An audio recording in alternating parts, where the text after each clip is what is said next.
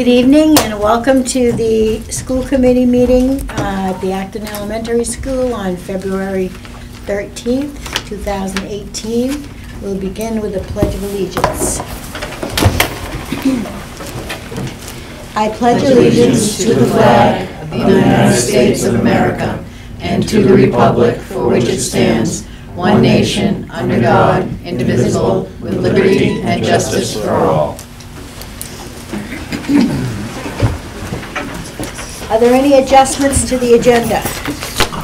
There is under 5, under committee reports, if we could just add policy has met, so there may be a quick policy update.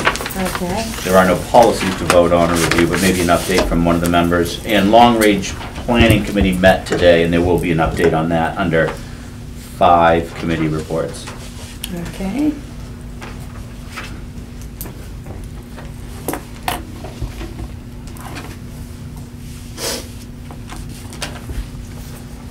Any comments from the public? And then I'll look for a motion to approve the consent agenda, please. So moved. Second. It's been moved and seconded that we accept the consent agenda. Any discussion?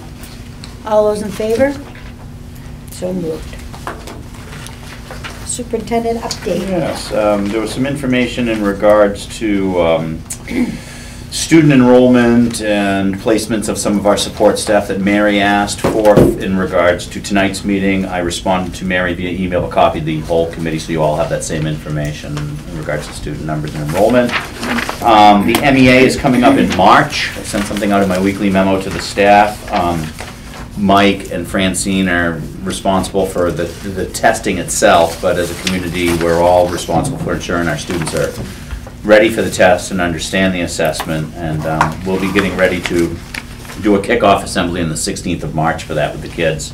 We did a nice job last year, and we're hoping we do something similar this year. There's a big report due. Francine was at a meeting today, most of the day in Augusta. There's a big report due under ESSA, which is the No Child Left Behind, the renaming of No Child Left Behind that Acton and every school district in the state needs to have done by July. So it must be pretty big if they've asked us to get going on it in January, and we're training the right people. So what does that stand for? Every Student Succeeds Act. What? Every Student Succeeds Act? It's No Child Left Behind is probably how you remember it. It got reauthorized under the Obama administration and called something different. Yeah. Okay. Yeah. The CAN, is that, CNA. CNA.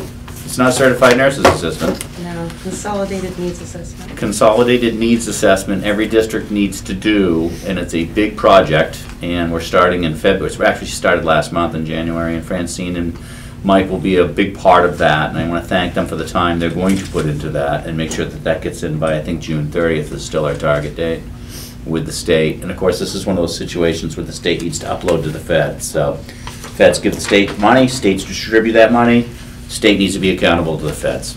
We need to be accountable to the state. That's how the information flows out. We were able to dodge the bullet on storm day. We had an early dismissal. That worked out just right. We love storms that arrive, you know, late in the day and end in the middle of the night. There was no impact in the morning. Andy and his crew, once again, did a hat trick and pulled it off, and we were ready to roll in the morning. There was no issues. We got everybody here safely by, I think we had a 12 o'clock dismissal that day, last week. And lastly, we're into February break next week. Kids and staff will be done Friday, and everybody will get a week off. So we look forward and hope everybody has a restful break. And that's it for me. Well, I just want to go back to the ed tech sheet because it was written twice, so I don't know if there's more people. I'm going to thank you, Andrew. I think that was just, I saw that, but I think it was just I know, but printed twice. All we have is 9 altogether, ed techs and special ed techs together combined is 9. Yes. Okay. It was just written twice, so I was like, oh, maybe it was supposed to be other names there. It was the same people, so I figured it was just a... Okay.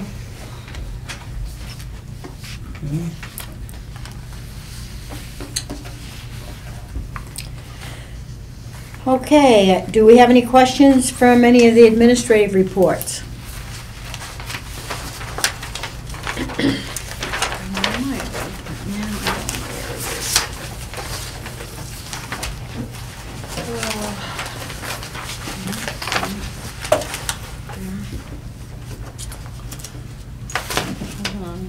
Oh, on the sheet for the stipends, can we have the amount that was last year? We only have FY 18-19, so whatever this year was, the amount. Okay, on your budget sheets for Article 5, Okay? prior year was on one column, and then what we're budgeting for this year is in the next column. So what was there for last year is what we budgeted. Okay. Okay. Article 5. Is that the information that was asked by the public that came to warrant finance? They asked for this. Okay, we'll have that for tonight. Yeah. Excellent, thank you, Kim. That was just a breakdown. Okay.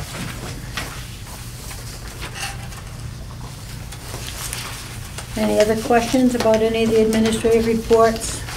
Well, there was this, the NEWAs, you know, when I look at that, were those the categories we came up with? Remember, we wanted, instead of 3 or 4, or now there are 5 categories? Is that from us, or that's the NEWA? That's That's the new the one. new one. The NEWA has 5 categories. Yeah, And we have 4 yeah, when we're grading. yeah. Uh-huh. We're on the 4-point rubric, yes. Okay. I don't, you know, it's just, I don't know what this RIT means, and then there's 11, like, I don't know what those numbers mean. You want me to tell you? Yeah. It only makes sense within the NEWA world. So basically, it's named, the RIT stands for the guy who created it, so it doesn't mean Oh, anything. It's a Roush unit. But basically, the way it works out is that it's, regardless of whatever age you are, the number is the performance. So they have established norms for each grade level. So let's say for 9th grade, the average, the norm, the average score for reading might be 220. Right. If you're a 3rd grader getting a 220, you're performing at the 9th grade average level. So that's what they're useful that way, is that it is what it is. It doesn't take into grade or age or anything like that. So, Okay. yeah. In the report that you see in front of you, you just take notice to the average, high average, and high. That's above the norm, or at or above the norm. Mhm. Everything below would be, of course, below the norm. And the norm is 50th percentile for everybody who takes it across the country. So Okay. take that for what it's worth. Well, what did you think of the data? So again, for me, the data, this is for me descriptive and interesting, but what's most helpful is to sort of see where we are in regards to the last iteration, and are we closing gaps, or are we? So I don't want to see it in Oh, comparison. So. Yeah. I do find generally, though, the NWAs, I find, tend to be a little bit less rigorous than sort of the state testing and those sorts of things. You tend to find that these scores are a little bit higher than some of the state level assessments, although the main keeps changing them, so who knows? Right. Tough to compare. It is, but I think the NEWAs are a pretty good metric, particularly for And monitoring progress. Your opinion on the IXL? I mean, it does seem like the more hours, obviously, the higher the scores. So that's good. You got to get them taking the IXL. Yeah, the IXL, I like IXL in that, are you familiar with how it works? No. Oh, wait, I mean, like it progressively gives you harder questions or something? No. As you go? Oh, no, that's No, not it? IXL, the NEWA, that's an adaptive. Oh, that's So you're the talking one. about an adaptive assessment, and NEWA is Yeah. adaptive, so if you get it right, it gives Okay. you a harder one. If you get it wrong, it gives you an easier one, and it keeps going back and forth until it says, Mm-hmm. okay, I figured you out. That's NEWA. IXL, what they've done is, for every single standard, so let's say you're a 3rd grader, you can go in, you can log into IXL, and for a 3rd grader, if I'm looking at math, say, every single standard, I can click on it, and I can get a series of practice problems. So for every single, for each one you get right, you want to get up to 100. So if you get one right, it gives you like 5 points, and then the next one. But as you get higher, you get fewer and fewer points. If you get one wrong, you lose points. So if you go through it and you sort of get to 100 for that standard, Yeah.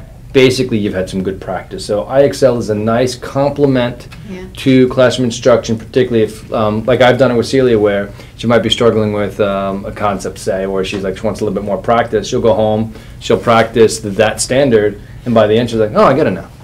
So it's a good supplement yes. to whatever Okay. is the focus, but it's specifically targets organized around every single standard for math and literacy, and they have some of the other content areas now. They keep building it out to all of the different content areas. Is that about right? Jonathan? Sometimes you look at data and you're just like, well, what is that?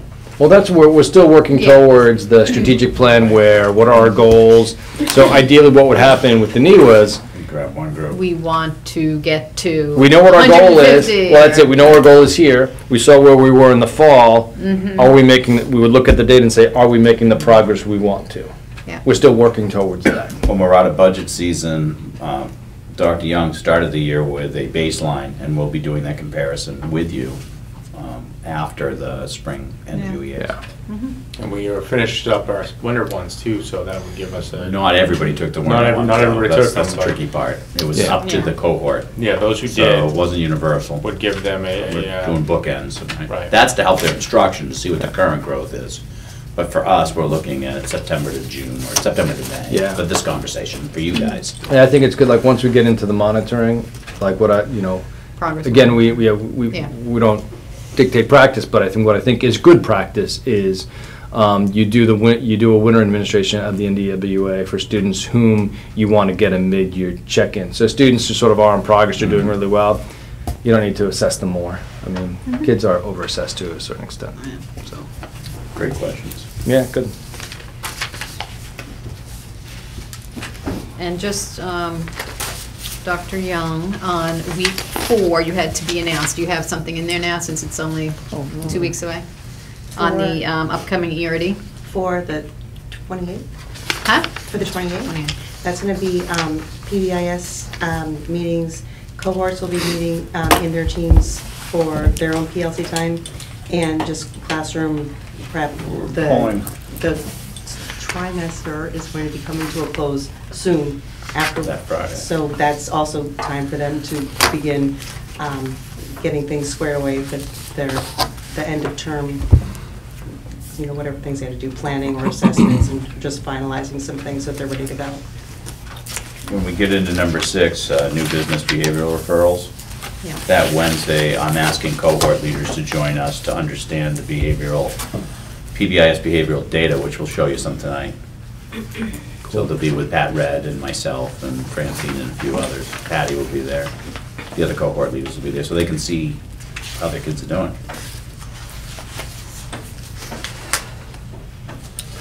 That's it for me. Anybody else have anything? Any questions or comments on the committee reports? All right, hearing none, then let's move on to new business, which is PBIS behavior referrals. No. Committee reports? No. Oh, I'm We've got a sorry, I couple skipped committee committee reports. reports. And I'm gonna go Policy update. Well, we met this morning and updating, most of it's updating from old policies, from 2002, 198, and trying to combine the fiscal part so it comes in one packet. That's the bottom line. There must be, 15 policies on that sheet or more? Like 20-something. 20. 20-something or whatever, trying to get them all in one category that refers to the fiscal part of I see. either the budget or the school, long range, what is it we need to do, He's been for the committee reports because it makes noise. Makes noise. Okay. And long-range planning update? Well, we met tonight, and what we're trying to figure out, and we're going to have to discuss further, but the whole idea to have a long-range planning committee is to plan long-range. Okay, so we don't want to come to a point where we have the parking lot totally falling apart. We want to gradually put money into the reserve account for paving, say. There's other things that we worry about, the sidewalk needing repairs. We have security that we've been talking about, getting estimates from people. We have to upgrade our security. So we need to know how we're going to handle this, from a budgetary standpoint. So I think we should take, if we can, depending on how it ends up, we'll know better in March. take money, transfer funds into our reserve accounts to fix these particular things. So if we can do that, come up with an amount. Over a number of years, Right. So not all at once. we would put a little bit away, a little savings away in order to do these big projects. So hopefully, that's what we'll be coming up with probably the next round of budget talks. That makes sense. Anything else? Will there be any recommendations for this budget? Yes. This budget, we didn't do it last budget. Yeah. We didn't put any money in the reserve accounts last time around, but We're not sure yet what we want to. But now, we've got estimates on things, Yeah, okay. and we want to move forward and be able to save a little bit in order to then do a big project, Gotcha. say 5 years down the road. So after tonight, we'll be done really with the expenditure side of the FY19 budget after the meeting that starts in 10 minutes. And then we meet on the 6th, and I'll say this again when Warren Finance is together with us. On the 6th, we'll look at revenue. We'll look at the reserve piece that Marion and Amanda brought up tonight, and we'll look at the overall budget. And then that should conclude, at that point, that should really conclude where we're going. And our first goal would be, go to the town with the FY19 operating budget. Yeah. And then we'll discuss the reserves on the 6th as to what we want to do with those. Okay, so that's where we stand. Now you can go to new Now we can business. go to new business. Okay, so I handed to the school committee a color packet that follows this PowerPoint presentation, and I think the staff that's with me has a black and white version as well. The reason I gave you a copy is you can look up here, to see where I'm at, but the print is so small, you're better off looking down than you are up. And the point of this evening is to bring the school committee up to speed on the work that the school has done on the other side of PBIS, which is kind of the whole consequence side. I've mentioned it before, I've given you weekly updates, so you know where we are, we met with Pat Red, but here's a public opportunity to talk to you a little bit about the new good work that we're doing, and we're all very much learning the process. So, there's your first slide, yours mirrors mine, school committee. As you can see, there's minor and major categories of behavior or infractions. Our old system is, we still have it, is we have a rubric of kinds of things that kids might bump into that are misbehavior. And there are levels. If you do this and you've done it once, there's a recommended consequence. You do it twice, a recommended consequence. And you can imagine it kind of ratchets up over time. Some are egregious, can be very bad behavior that we wouldn't want any child to exhibit, to very common classroom management type issues. But as you can see in the minors column, there's also some of the same things over in the majors column. And teachers need to complete both minors and major issues. However, the minor issues are dealt with at the teacher level. Francine and I wouldn't get involved. We just track the data. We're tracking the data. We're not going to get involved if Patty gets a kid at detention. That's Patty's purview for her classroom management, and that's her decision to remain controlled, because if she outsources all of her discipline to me, she loses all of her discipline.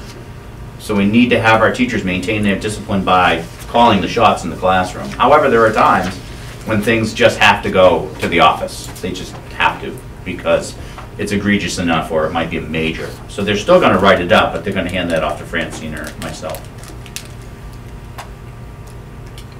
So we're kind of redefining the referral process. We had a form that was here when I showed up, and it worked pretty good. It was a good way to track who did what, when, and how.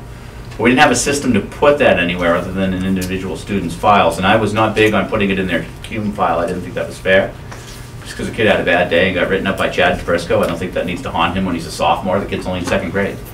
So I kept individual files on kids. So I knew, as the administrator, how often they might be bumping into Chad's classroom management issues or with Francine or not. Now we have a system. A mini minor, as it's listed there, and you can see it probably better on your sheet, are those little things that teachers address and move on. Kid tapping his pencil and small things. Now you will see crying or yelling. If it's a 14-year-old crying or yelling, it's probably an issue. But a 4-year-old who's a little upset because of something, that's a fairly common classroom thing in our pre-K, especially in September and October. Clinging to mom's leg is not a major issue. It's just a growing up issue. And we see that every year over time, that those behaviors just go away and they get used to this place called school. Then you can see the things in the minor column. And there's also some things in the major column that are exactly the same as in the minor column, and that's where we talk about context, and I'll give you a little quiz here in a bit. But you can see what those things are that the teachers are dealing with in the minor, and the teacher will write this up and submit it to the office, and in the majors they'll write it up and they'll submit it to the office as well. But we'll follow up on it. I'll try to give you a kind of an example of one where there was an issue in the gym class not long ago, and Ryan Martin dealt with it. But it was also an issue that affected the team for that student was on that team. It permeated beyond just the gym class.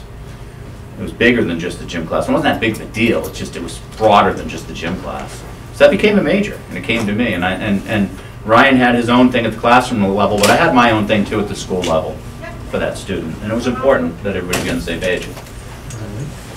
So context matters, and this is where Pat Red really helped us. We had an extended ERD, and we went through a lot of this. So on yours, you don't have this one. So I didn't want to put it in your package. I wanted you to read ahead.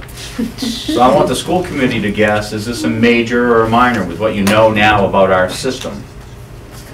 A student puts his hand on another student's bottom. What do you think? Well, it can happen, right? So is this a major or is this a minor, Jeanette? So the Depends on the age. context matters. Depends on the age. You've already done well, Intentional or young Jedi. And what's the intent? So yeah, so right, so Was it right. accidental? Right, it could be an accident. At Was the it a wrong- minor or Your hand was major? at the wrong place at the wrong time. The student's 4 years old. Right. Simply wanted the student in front of him to move. Okay?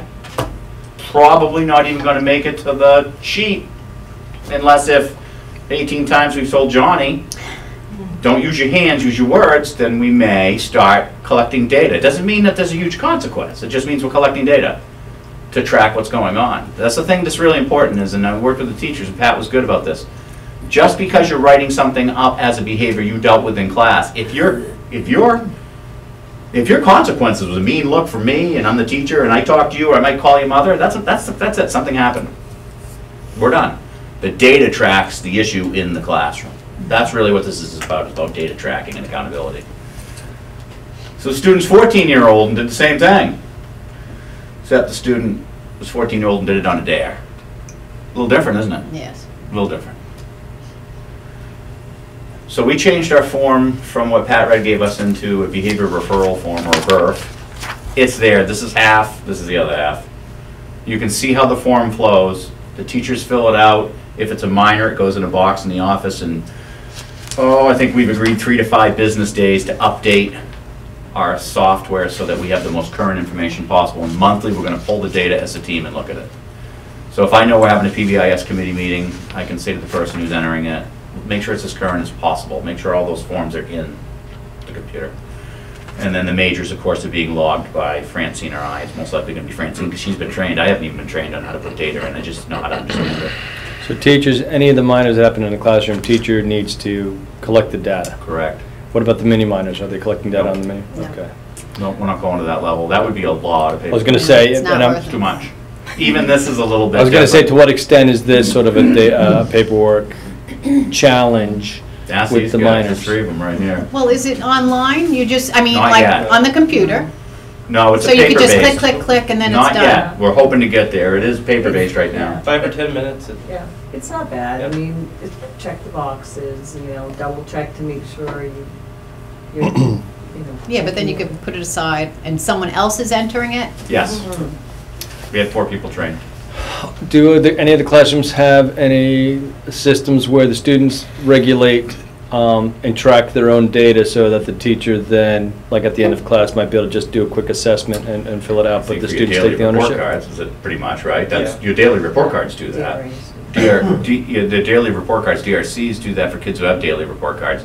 If you're talking about using this system, we haven't reached that level yet. I do want that at the cohort level, though. I haven't given thought to the classroom level, but what we're doing on the 28th is the cohort leaders are going to meet with our consultant and be able to cull through, which in a moment Francine will just kind of talk about the different reports we can generate, and we have some generic ones in here. They're not Acton and they're not our kids. They're just generic reports, but I want our cohort leaders to be able to see this level data. I just want you to know it's 2 minutes to 6. I know, I saw that. Well, Mr. Gore showed up. I should probably be changing gears pretty soon. I was just talking about bad behavior. You wouldn't know anything about that, would you, Tom? No. Okay. Defining behaviors, we get into, in the back, if you look in the back, you'll see all those different behaviors that we talked about. We need a definition of those behaviors when we're talking about it on the front of the sheet. That's all that is.